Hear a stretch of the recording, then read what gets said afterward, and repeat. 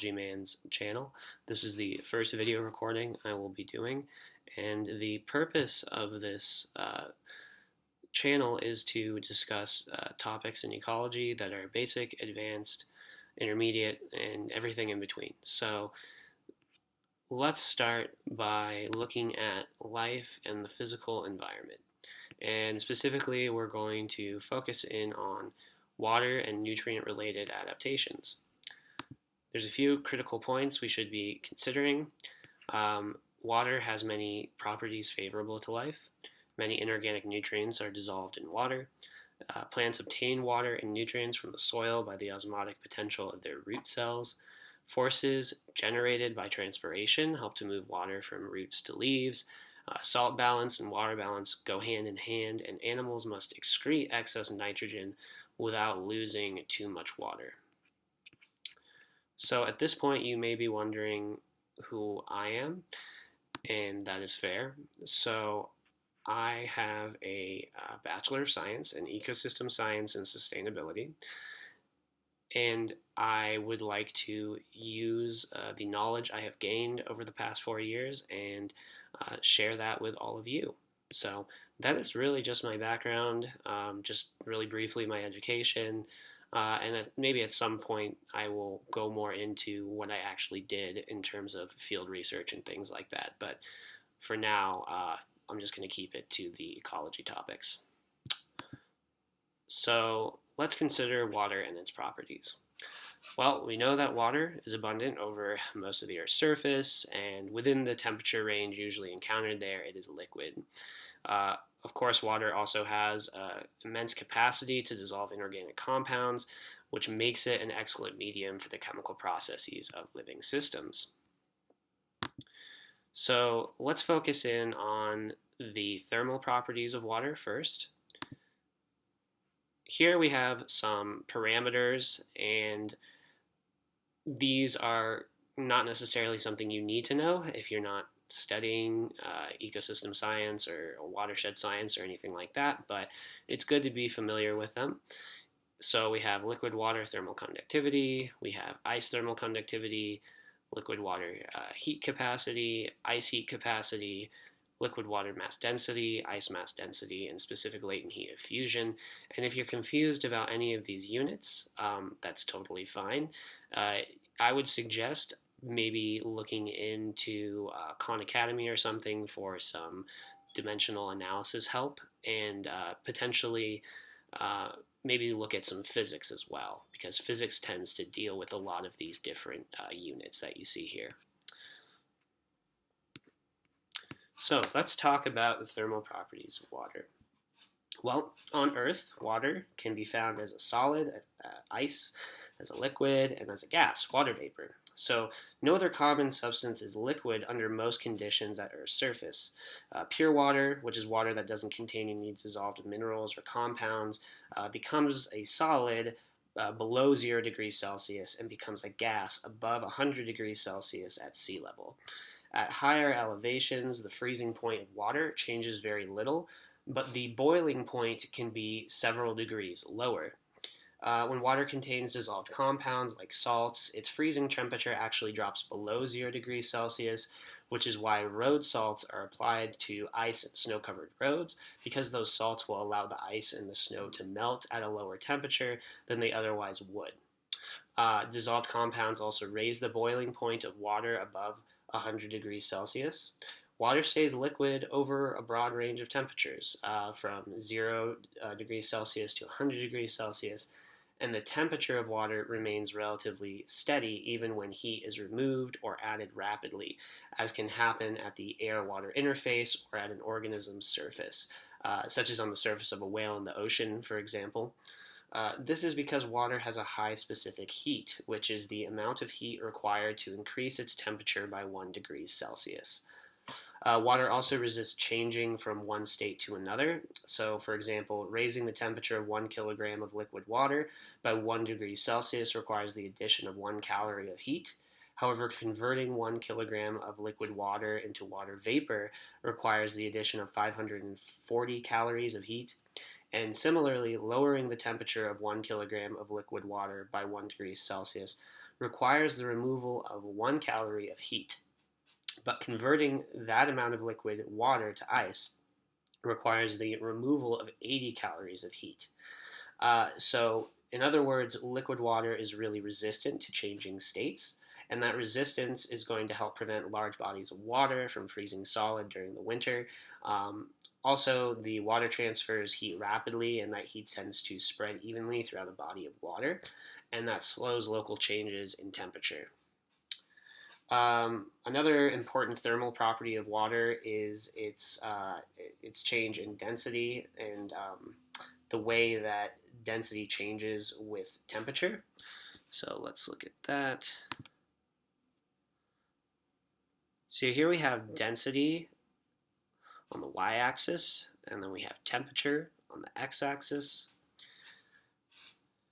The density is in grams per cubic centimeter, and temperature is in degrees Celsius. Always pay attention to units when you're looking at graphs. It's just useful to know. So let's talk about that.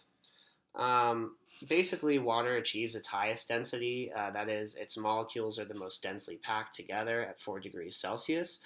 Above and below 4 degrees C, the water molecules are less tightly packed and the water becomes less dense. But below 0 degrees Celsius, pure water is converted into ice, which is less dense than liquid water. Um, as a result of its lower density, ice floats on the surface of liquid water, and that means that lakes experiencing cold winters will generally have a layer of 4 degrees Celsius water at their bottom. Above this layer will be water that is less than 4 degrees Celsius, and then on top of that is going to be a layer of ice. So that is a very unusual thermal property, but it's really important to aquatic plants and animals.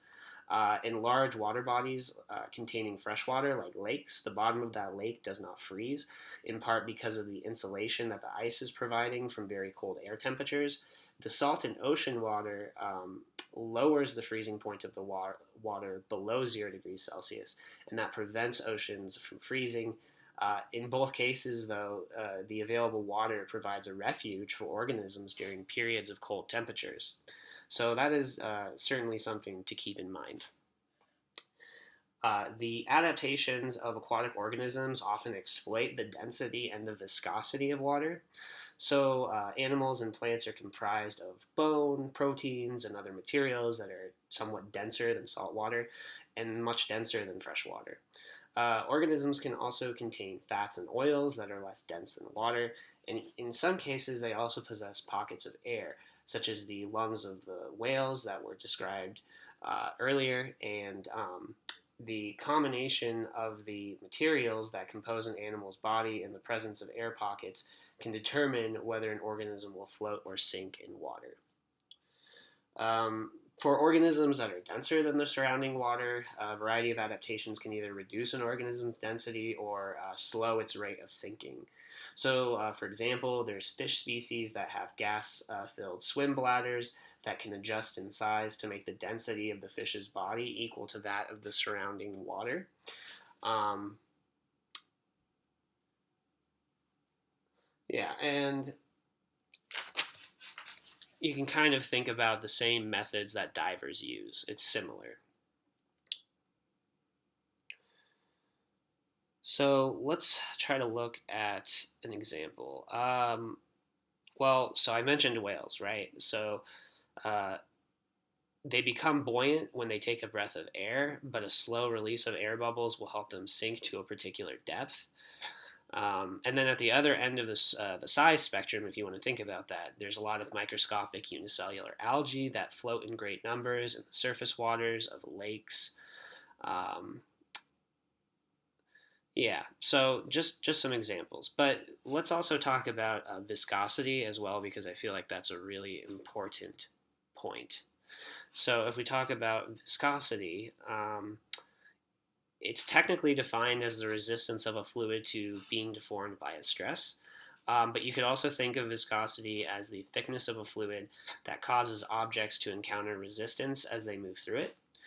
In response to living in water, fast moving aquatic animals like fish, penguins, and of course whales have evolved highly streamlined shapes, and that kind of reduces the drag that's caused by the high viscosity of the water, and other factors. The viscosity of water is higher in cold water than in warm water, which makes sense if you've ever swam in cold water. Movement in water is even more difficult for smaller animals. Uh, that same high viscosity that impedes the progress of tiny organisms as they're swimming in the water also impedes them from sinking, interestingly enough. And because these organisms are slightly denser than water, they are prone to sinking due to the force of gravity. So, to take advantage of water's viscosity, many tiny marine animals have evolved these long, filamentous appendages that cause greater drag in the water. And the appendages function like a parachute, slowing the fall of a body through air.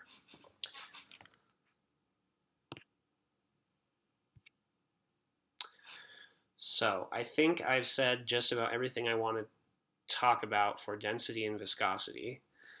And just as a general relationship, it's good to know that you can see the density here is decreasing as a function of the temperature, right? And then I would invite you to try to figure out what the relationship is here between viscosity and temperature. Okay, so let's talk about the solvent properties of water and why that is actually important. So we know that both aquatic and terrestrial organisms require a variety of nutrients to build the biological structures that they need and maintain their life processes. Large amounts of hydrogen, carbon, and oxygen are necessary for building most compounds that are found in organisms. Nitrogen, phosphorus, and sulfur are used in building proteins, nucleic acids, phospholipids, and bones, and other major nutrients like potassium, calcium, magnesium, and iron are also going to play important roles as solutes and as structural components of bones, woody plant cells, enzymes, and chlorophyll. So, certain organisms need additional minor nutrients. For example, diatoms are a group of algae that need silica to construct their glassy shells. And in a similar way, some species of bacteria require the element molybdenum, which makes up part of the enzyme they use to convert nitrogen from the atmosphere, N2, into ammonia, NH3. Let's talk about the solubility of minerals as well, because I think that is really important. So, as we all know, water is a really impressive solvent. It can dissolve all sorts of substances, and that's what makes these substances accessible to living systems. So, because of that property, water provides a medium in which substances can react chemically to form new compounds. A great example of this might be, the interaction of a water molecule and a salt crystal, like something like NaCl, right? And when you have it in solution, these hydration shells are going to form around the chlorine and the sodium, and of course, you're going to get the negative charges and the positive charges, right? So the positive hydrogen ion charges are going to be attracted to the negative charge on the chlorine, and vice versa. The positive charge on the sodium is going to interact with the negative charges on the oxygen, and so it forms these hydration shells. So this is just a real simple chemical example of water's solvent properties.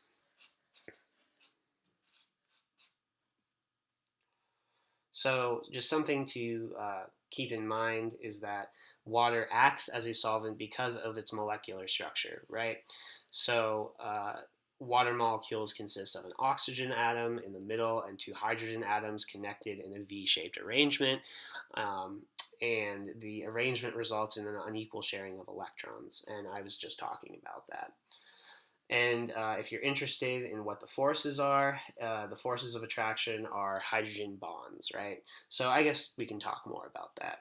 Um, the idea is that the arrangement results in this unequal sharing of electrons, right? The oxygen end of the water molecule has that slightly negative charge, and the hydrogen end has that slightly positive charge. So when the two ends of the molecule possess opposite charges, we're going to say that that molecule is polar. Water is a polar molecule, right? The negative oxygen end of one water molecule is strongly attracted to the positive hydrogen end of the other, And so those forces of attraction are known as hydrogen bonds.